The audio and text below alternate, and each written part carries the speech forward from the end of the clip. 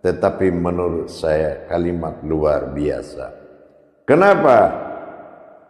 Tergelincir sedikit saja dalam pemahaman nafsahu, ini berdampak kepada kesulitan yang tinggi di dalam mengkaji. Mengenal aku, sahu, nafsahu, naf itu adalah diri, shin itu hayat nyata, hu itu aku. Mengenal diriku itu tidak mudah. Ya. Kalau kita melimpahkan kajian ini kepada iman, maka kita menganggap ini diri kita. Diri ini, diri kita. Siapa yang mengenal dirinya, dia akan mengenal Tuhannya. Itu kalau kita memahami di tingkat iman. Tapi kalau kita memahami di tingkat tauhid, dia akan kembali melihat hijahiyahnya. Nafsahu. Ini berarti kepada diriku. Nah gitu. Kepada diriku. Maka dikatakan man arafa rabbaha nafsun khailan nafsah. Kalau memang kita tidak kenal dengan dirinya, dengan aku, diriku, man arafa rabbaha faqad khailan nafsah. Kalau ini sebaliknya malah kita tidak kenal, maka jadilah kita diri yang bodoh. Khailan nafsah kita. Jadi mana hakikinya diri itu? Kalau kita melihat sebuah wujud, itu namanya yang didirikan.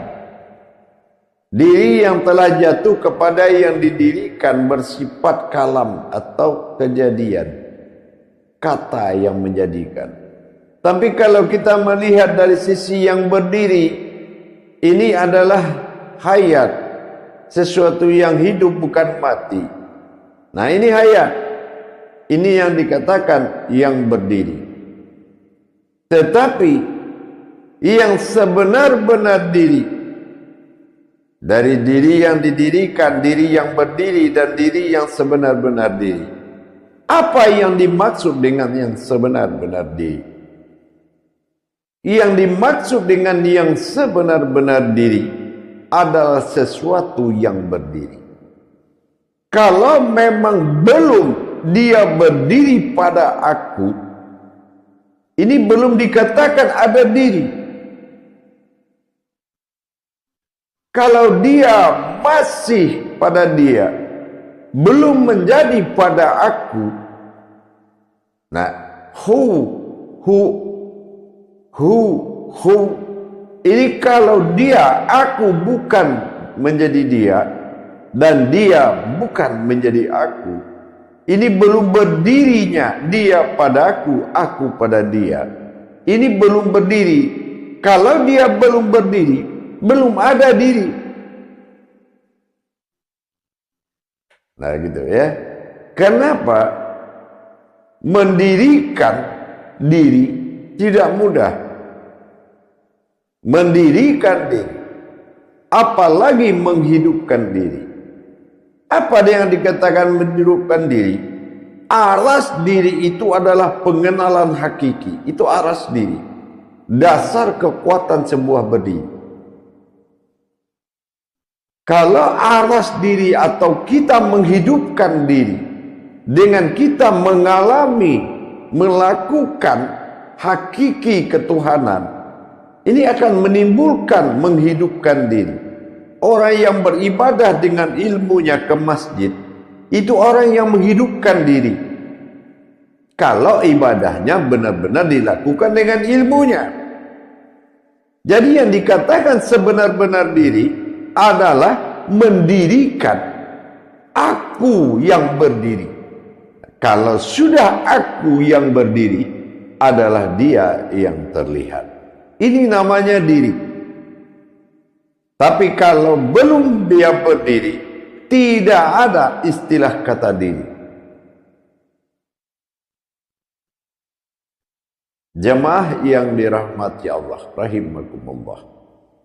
Kalau kita membahas dari akhbariyah, ya kita lihat. Kalau kita membahas diri dari akhbariyah, Zahirku Allah, wujudku Muhammad berupa-rupa pada Adam. Akhbariyah. Tapi kalau kita melihat dari sisi kekuasaan qudsi Allah, mengenal diri adalah sesuatu yang maujud, menjadi hayat sumbernya diri. Itulah amruhu. Itu diri yang berdiri. Rabbil alamin, penampakan hayat. Kalau kita lihat dari sisi ilmu, sesuatu yang berdiri.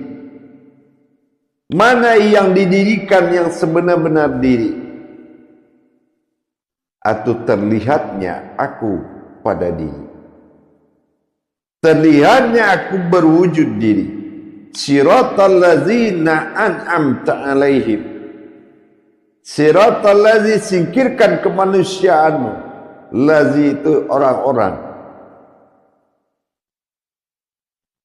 Maka na aku an batin am terlihat. Ta'ala Tuhan ihim berwujud diri. Bi alaihim, berasal dari bi alaihim kasroh yang bertajali, ayat yang terlihat hidup. Itu dinamakan kitabullah. Itu yang sebenar-benar diri. Tetapi hakikinya diri beda. Ya, hakikinya beda. Hakiki diri yang sebenarnya adalah sesuatu yang berdiri. Itu yang hakikinya diri. Sesuatu yang berdiri. Apa yang dikatakan sesuatu yang berdiri?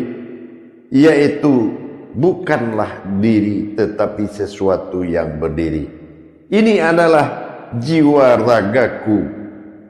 Nah itu jiwa ragaku. Mana jiwa? Dia yang tersembunyi. Mana raga? Dia yang terlihat. Inilah bentuk hidupnya berupa jiwa. Ini adalah hakikinya diri, yaitu sesuatu yang berdiri. Bertajali dari alam tak terhingga kepada kata gerak jantung digemakan pada sir hu, yaitu gemaku. Maka aku mengatasi dan meliputi dan menelan semua pengakuan, melainkan aku. Disitulah naiknya, awal napas naik, di situ terjadilah kehidupan pertama, namanya jiwa. Jiwa inilah yang terlihat berwujud raga. Begitu batin sejati, napas pertama pada detak jantung pertama ada, maka disitulah terjadinya aku. Jadi yang berdiri, yang dikatakan diri adalah sejatinya diri, adalah dia yang berdiri padaku. Kalau dia berdiri padaku, itulah sejatinya diri. Dengan demikian kita sudah bisa memahami dan berwawasan lebih paham lagi, lebih hakiki lagi. Kalau kita hanya melihat sesuatu yang didirikan adalah jasad dalam amaliyah, sesuatu yang berdiri adalah tubuh dalam iman, yang mana iman mengatakan zahirku Allah, wujudku Muhammad berupa pada Adam. Itu hakikat. Tetapi pada ilmu, sesuatu yang berdiri, artinya adalah dia yang berdiri pada aku. Ini adalah sejatinya diri. Tapi kalau yang sebenar-benarnya diri tadi adalah kandungan daripada aku, wujud dari jiwa ragaku sendiri, itu adalah yang sebenar-benar diri. Tetapi hakikinya diri, dia wujud pada aku. Nah, inilah yang harus kita pahami. Saya harapkan kepada kita umat muslim, Tuhan itu kajian diri. Diri itu kajian Tuhan. Bukan beda diri dengan Tuhan. Tuhan berdiri, diri itu Tuhan. Artinya berdirilah Tuhan. Arti berdiri Tuhan adalah wujud bagi Tuhan. Wujud bagi Tuhan, mawujud bagi Muhammad. Zahir bagi Allah, zahiru Rabbi. Jadi penguasaan. Jadi kalau kita sudah paham tajalli diri, diri yang sebenar-benar diri adalah hakikinya diri. Hakiki dari diri adalah berdirinya dia pada aku. Dengan demikian kita mengerti bagaimana bekerjanya napas ini sebagai nyawa bagi sekalian alam.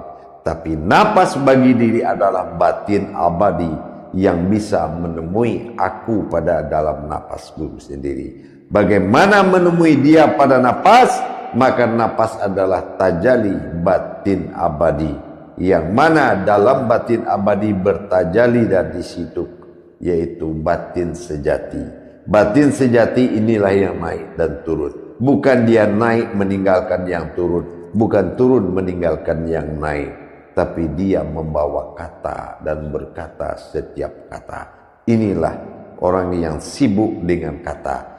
Orang manusia, kemanusiaannya sibuk berkata-kata di muka bumi, tapi para wali sibuk mendengarkan kata.